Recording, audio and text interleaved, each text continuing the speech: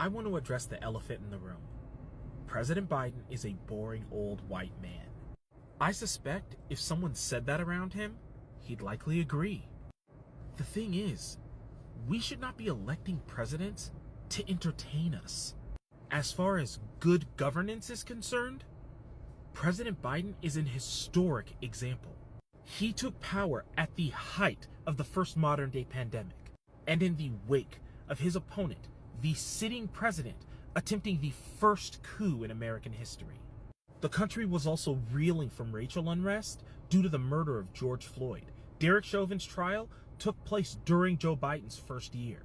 And then a year into his presidency, Vladimir Putin invaded Ukraine, disrupting the global economy.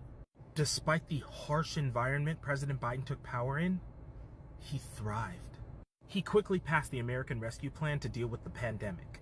Then he set his sights on infrastructure, something our country has neglected for decades. The I-95 bridge that just got repaired in less than a month after its collapse, it was because of President Biden's legislation. He then set his sights on the largest issue of our time, the climate crisis. He passed the largest climate legislation in the history of the world.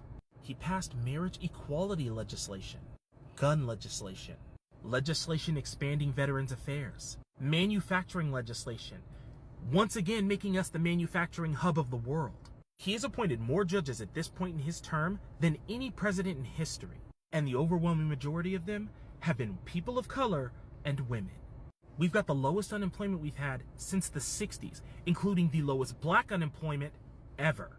He has created millions and millions of jobs. More jobs have been created during his administration than during the last 3 Republican administrations combined.